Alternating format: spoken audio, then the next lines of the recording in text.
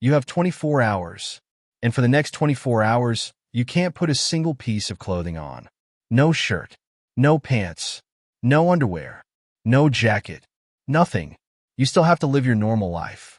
Eat breakfast, use the bathroom, walk outside, go to work, maybe run errands, maybe sit in a car. And somehow, you have to do all of it completely naked. At first, the biggest problem seems obvious. Other people. Would you feel awkward? Would you hide? Would you avoid eye contact? Would you spend the entire day wondering who's looking? But give it a few hours, and something much stranger starts happening. The embarrassment isn't the only problem anymore. You get cold. Then you get hot. You sweat. You sit on a chair. You touch a public door handle. You go outside. And suddenly, you realize how many tiny things your clothes normally handle for you without you ever thinking about them. They protect your skin. They help control temperature. They keep dirt away. They give you privacy. They even tell everyone around you what kind of situation you're in. Without clothes, all of those jobs become your problem. And that's where this 24-hour experiment gets interesting. Because if you think the hardest part is walking around naked, you might survive the awkwardness pretty easily.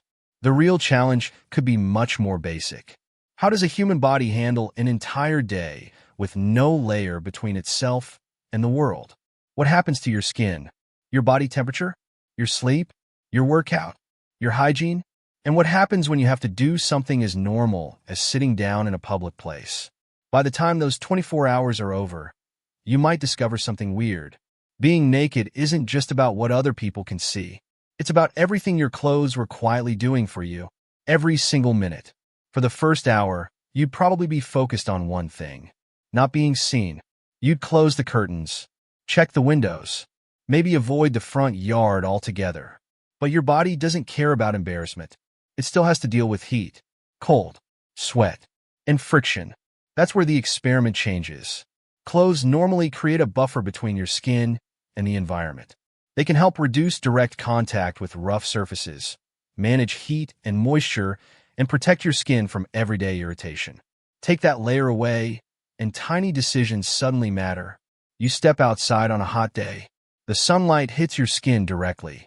A cold room feels colder. A humid room feels stickier. A rough chair suddenly feels a lot less comfortable. And you start noticing something you normally ignore. Your skin is doing a lot of work. It's already your body's first line of defense against the outside world. But after a few hours, hygiene becomes the bigger problem.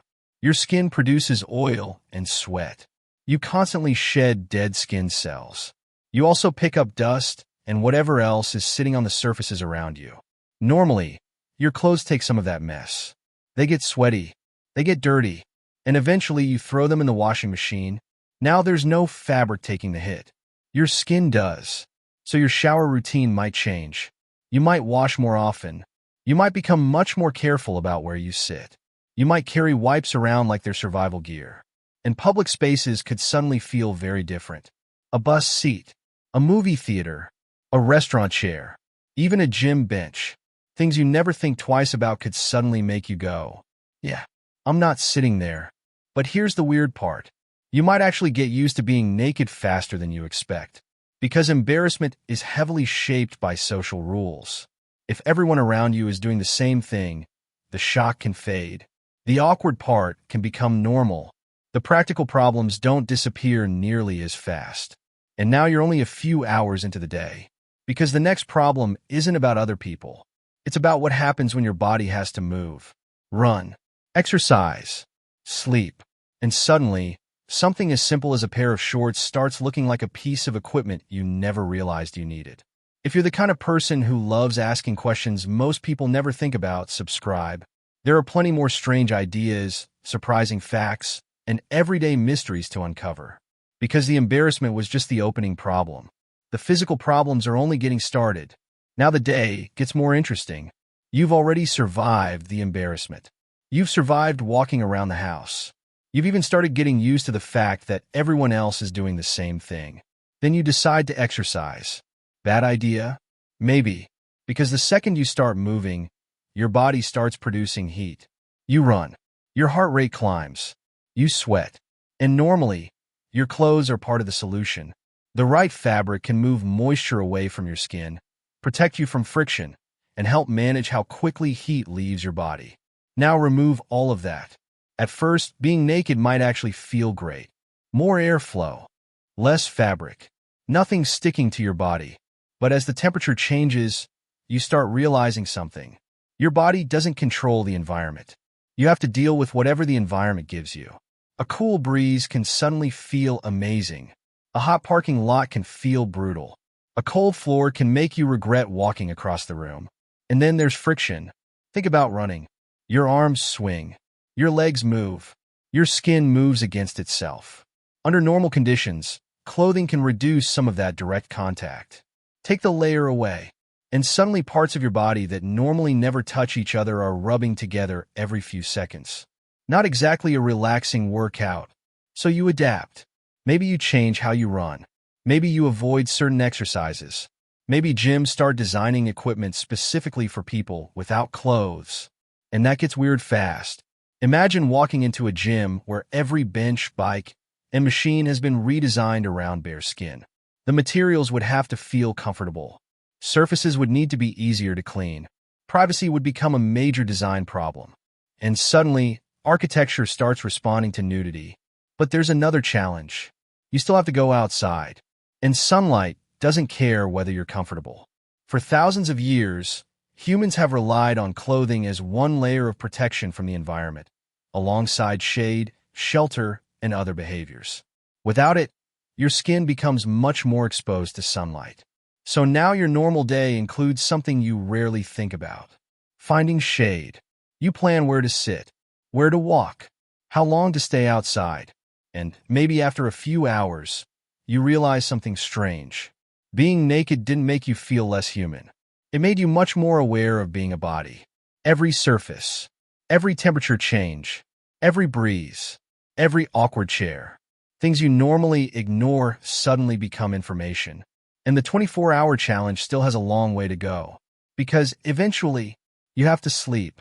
Now it's night. And after spending the entire day worrying about sunlight, sweat, friction, and where you can sit, you finally think, at least I can go to bed. But even sleeping gets weird. Normally, your nighttime routine creates a clean break from the rest of your day. You take off your work clothes. Maybe you change into pajamas. You get under a blanket, and your brain gets a very simple signal. The day is over.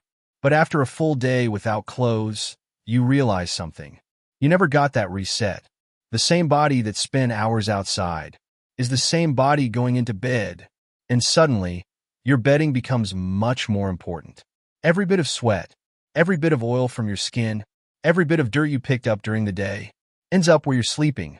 So you might shower before bed. Sounds easy. Except now you may have spent the entire day avoiding dirty surfaces because you know your skin is exposed.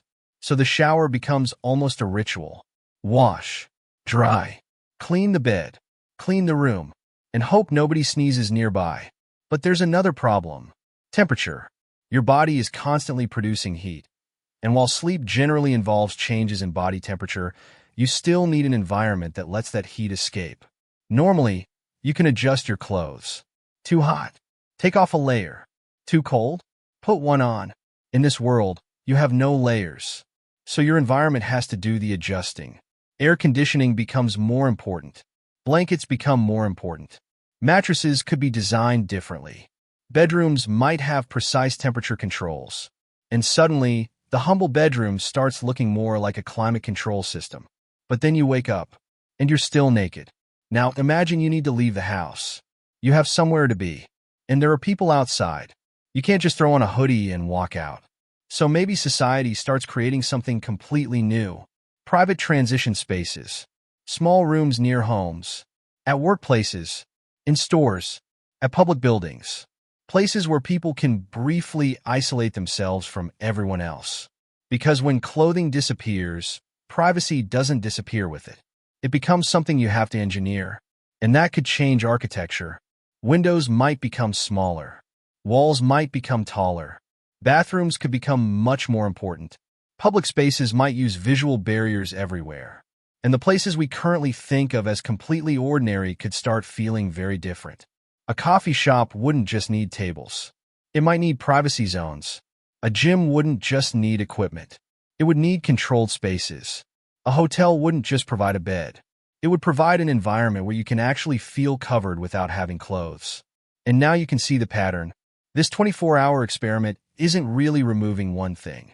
It's forcing everything around you to compensate for it. But we still haven't reached the most uncomfortable moment. Because eventually, you have to interact with another person. Not across a room. Not through a window. Face to face. And that's when embarrassment, attraction, privacy, and social rules all collide at once. Now imagine you're standing in front of another person. No screen. No door between you. No jacket to pull closed. No shirt to hide behind. And suddenly the hardest part of being naked isn't physical anymore. It's social. Because humans don't just use clothes for warmth. We use them to communicate. A suit can say, "This is important." Workout clothes say, "I'm here to exercise." Pajamas say, "I'm not going anywhere." Even a uniform can tell you what someone does before they say a word. Now take all of that away for 24 hours. What does everyone around you look at first? Maybe your face. Maybe your expression. Maybe the way you carry yourself. And that could create a very strange shift. You might become less focused on what people are wearing, because nobody is wearing anything. Instead, people could become much more aware of behavior. Who's staring? Who's avoiding eye contact? Who's acting nervous? Who's completely comfortable? Suddenly, social confidence becomes visible in a completely different way. And embarrassment wouldn't disappear instantly. You might still cross your arms, stand behind objects, look for empty rooms, choose less crowded routes. But here's something interesting. The more normal the situation becomes, the weaker the shock may become.